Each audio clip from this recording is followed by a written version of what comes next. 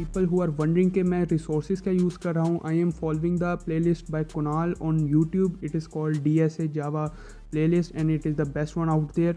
I am following that.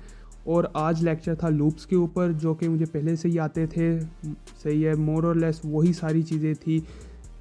If else conditions, for loop, while loop, nested for loops, while loops, बस एक do while loop नई चीज़ थी जो पता लगी.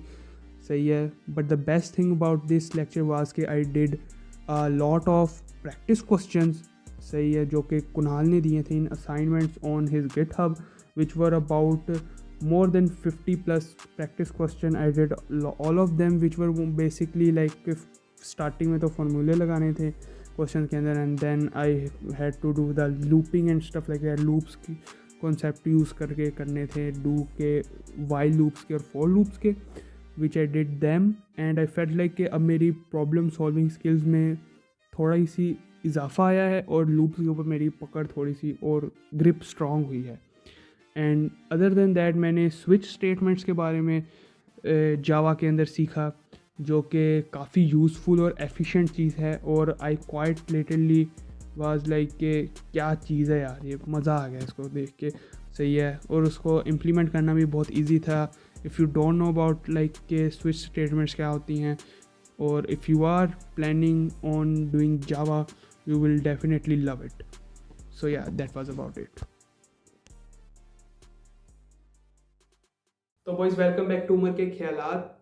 और आज मेरा जो ओपिनियन जिस चीज़ के ऊपर देने का मूड हो रहा है वो एक पॉपुलर सेइंग के बारे में है, जो ये है कि nobody cares about you so you should do whatever you want to do. इस पूरे लाइन में से जो पहला बिट है जो कि है कि नोबडी केयर्स अबाउट यू, उससे तो मैं 100% एग्री करता हूँ. लेकिन जो सेकंड बिट है कि do whatever you want to do, उसमें मैं क्या सोचता हूँ कि एक कंडीशन फिट होती है जो कि लोग नहीं सोचते उसके बारे में. आई गेस वो ये कि do whatever you want to do, ये चीज़ ठीक है, लेकिन इसमें एक कंडीशन होनी चाहिए. वो ये है कि तुम्हारे एक्शन से कोई फिजिकली या मेंटली हर्ट नहीं होना चाहिए. और अब इस सेइंग को फिर से बोलते हैं कि nobody cares about you, do whatever you want to do, but your actions shouldn't hurt anyone physically or emotionally. That's something के के मेरे माइंड में ये चीज़ चल रही थी कि कोई भी एक्शन लेने से पहले हमें बस ये सोचना चाहिए कि यार मेरे इस एक्शन से कोई फिजिकली या इमोशनली हर्ट तो नहीं हो रहा. अब मैं ये एक्शन लूँगा और किसी के ओपिनियन से मुझे कोई फ़र्क नहीं पड़ेगा इस एक्शन को लेने के बाद, या मैं किसी के ओपिनियन के डर से इस एक्शन को लेने में हेजिटेशन नहीं महसूस करूँगा. अब इसको थोड़ी सी हाई लेवल में लेके चलते हैं. एक सेमिनार में आप बैठे हो, there are thousand of people. सही है, लेकिन आपका एक जेन्युइन क्वेश्चन है, again no one is physically या मेंटली हर्ट, नहीं हो रहा कोई. सही है, आप करो एंड डोंट थिंक यार ये मेरा क्वेश्चन सिली है, लोग हंसेंगे, लोग गीगल ऑब्वियसली करेंगे अगर तुम जिंक्स करोगे तो.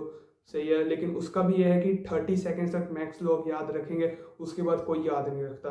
लेकिन तुम्हारा ओवर थिंकिंग ब्रेन उस चीज़ को पूरा दिन याद रखेगा और उस बात को हफ्ते और महीनों तक तुम्हारे दिमाग में रहेगी कि यार फलाने दिन को मैंने ये लोगों के सामने जिंक्स मार दिया, लोग क्या सोचते होंगे मेरे बारे में.